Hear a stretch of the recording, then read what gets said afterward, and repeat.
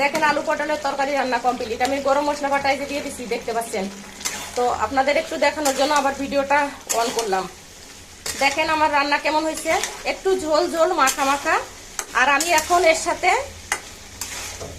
ঘি অ্যাড করে দেব। এই যে 1 চামচ দিতে হবে।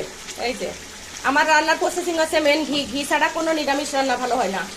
আর আমার মতো করে ঠিক এইভাবে রান্না করে ট্রাই করে দেখেন। আর ঘি দিয়ে বেশি জাল করা যাবে না, তাহলে ঘিয়ের ঘিরান চলে যাবে। এই জন্য আমি রান্নাটাকে আরেকবার দেখালাম যে কীভাবে ঘি দিতে হবে। রান্না কমপ্লিট। দেখছেন এটাকে ঝোল আছে, কিন্তু অল্প অল্প ঝোল আছে, বেশি ঝোল নাই। গ্যাসের চুলা অফ করে দিলাম, রান্না কমপ্লিট হয়ে গেছে। এভাবে রান্না করে আপনি রুটির সাথে, ভাতের সাথে, পরোটার সাথে, যে কোনোটার সাথে খেতে পারেন। খুবই সুন্দর। পেঁয়াজের কোনো প্রয়োজন আছে আমি বলে মনে করি না। তো আমার মতো করে রান্না করার ট্রাই করেন সকলে।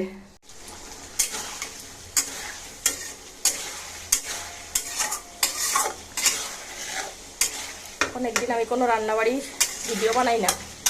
আজকে যদিও অত্যন্ত গরম, কিন্তু একটা নিরামিষ ভিডিও দেখাবো আপনাদের। আলু পটলের তরকারি। আলু দেখেন, পটলকে সুন্দর করে পিঠ চাকচাক করে ডুবো তেলে ভাজে নিছি। আর আলু সিদ্ধ করে নিছি। এটা ছোট আলু, মাঝারি টাইপের আলু। এরকম আলু হইলে আলু পটলের তরকারি অনেক সুন্দর হয়। আমি নিরামিষ কীভাবে রান্না করছি সেটা বলছি। আমি প্রথমে হচ্ছে আলুটাকে একটু সিদ্ধ করে নিছি, হালকা একটু মোটামুটি সিদ্ধ করে নিছি। তারপরে পটল আলু সব শুধু তেল দিয়ে, আলুতে লবণ হলুদ মাখাই নেই, যাতে ভাজতে গেলে আলুটা, যেহেতু সিদ্ধ আলু, কড়াইতে লেগে যেতে পারে। তো ভাজার সময় আমি লবণ হলুদ কিছু মাখাই নাই, কিন্তু পটলে লবণ হলুদ মাখাইছি, ওটা ভাজছি। আর এখন হচ্ছে এখানে জিরে ফোড়ন দিচ্ছি, কাঁচা লঙ্কা বেশি করে কয়টা, একটু ধনিয়া পাউডার, জিরে বাটা, পরিমাণ মতো জিরে বাটা, একটু আদা বাটা দিচ্ছি, হচ্ছে রাঁধুনি স্কোয়ারের মরিচের গুঁড়া, আর তেল। আর ফোড়ন তো দিচ্ছি, সেটা তো দেখলেন, জিরে ফোড়ন দিচ্ছি। জিরে ফোড়ন ছাড়া আলু পটলের তরকারি হবে না। এখন আমি দেখেন এটাকে সুন্দর করে কষিয়ে ফেলছি। কষিয়ে ফেলার পর আমি এখানে হচ্ছে কিছুটা জল অ্যাড করব। আর আমি এই তরকারিতে নামানোর সময় শুধু 3-4টা এলাচ বাটা দেবো, আর 1 চামচ ঘি। এটা দিতেই হবে, না হলে আপনার পেঁয়াজ রসুন ছাড়া নিরামিষ তরকারি সুন্দর হবে না। তো আমি কেমন করে নামাই এটা দেখতে থাকুন আপনারা। আমার ফোড়নের কথা আপনাদের বলছি, জিরে ফোড়ন দিচ্ছি, জিরে আর তেজপাতা, কাঁচা লঙ্কা। আপনি চাইলে ইচ্ছে করলে 2 টুকরো দারুচিনি দিতে পারেন, আমি ভুলে গেছি দিতে। তো যেহেতু এত কোনো মানে না দিলেও চলবে না তা না, এটা এমনি সুন্দর হবে। চেহারা দেখে বুঝতে পারতেছেন যে এটা কত সুন্দর হবে। নিরামিষ তরকারি আমার অনেক ভালো হয়, মানে পেঁয়াজ রসুন থেকে এটাই ভালো হবে। তো আমি এটাকে সুন্দর করে কষাইছি। আবার কিছুটা জল দেব, অল্প একটু জল দিলাম। জল দিয়ে আমি ফুল স্পিডে জাল দিয়ে দেবো। আমি এটাকে বেশি ঝোল করব না, অল্প অল্প, মানে মাখা মাখা ঝোল হবে। আর একটু জল দেব। আমি যখন রান্না শেষ করব তখন এটা বেশি জাল দিতে হবে না। আলু মোটামুটি সিদ্ধ আছে।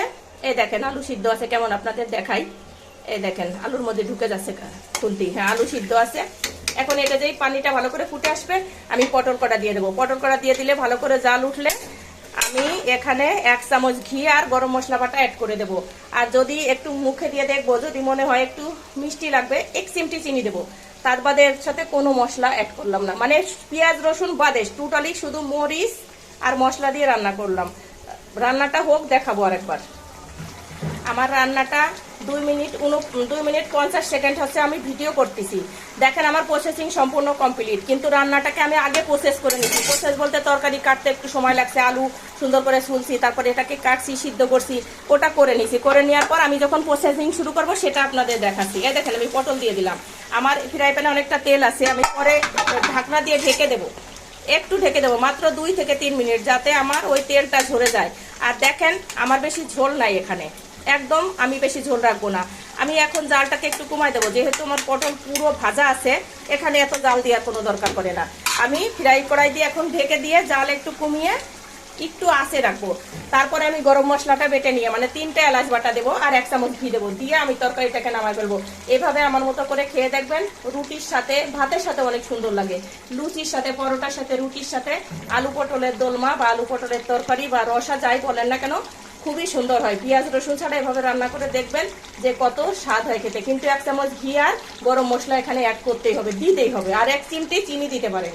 আমি এবার এত তরকারি মিষ্টি পছন্দ করি না, তো আমার তরকারি এমনি মিষ্টি মিষ্টি হবে। আলু তো অনেকটা মিষ্টি আছে, আর পটল ভাজছি তেল দিয়ে, অনেক তেল দিয়ে রান্না করতেছি। দেখেন রান্নাটা তেল তেল হয়েছে। তো আমি গরম মশলা অ্যাড করে তরকারিটাকে এখন একটু চাপা দিয়ে রাখবো। তারপরে গরম মশলাটা দিয়ে আর 1 চিমটি চিনি দিয়ে 1 চামচ ঘি দিয়ে 1 মিনিট চাপা দিয়ে রেখে আমি তরকারিটাকে ঢেলে ফেলবো। আমার রান্না কমপ্লিট। ঠিক এভাবে আলু পটলের তরকারি রান্না করেন। আমার ভিডিও দেখেন, দেখে আপনারা চেষ্টা করবেন। মুসলমান ভাবিদের জন্য হচ্ছে আমার এই রেসিপি। তারপরে মুসলিমরা পেঁয়াজ রসুন ছাড়া একদম রান্না করতে পারে না। আমি যেভাবে রান্না করি একবার আমার মতো করে দেখেন, যদি ভালো না হয় তাহলে আমি বেড আছে আমার সাথে যে ভালো হয় না। এটা অত্যন্ত সুন্দর হয় খেতে। তো সবাই ভালো থাকবেন, সুস্থ থাকবেন। অত্যন্ত গরম পড়ছে, ভিডিও বানানো যাচ্ছে না। আমি যেহেতু কোনো ভিডিও আসলে বানাইতেই পারতেছি না গরমের জ্বালায়, টোটাল একটা ম্যাক্সি ঘামে ভিজে গেছে। এখন আমি রান্না শেষ করব।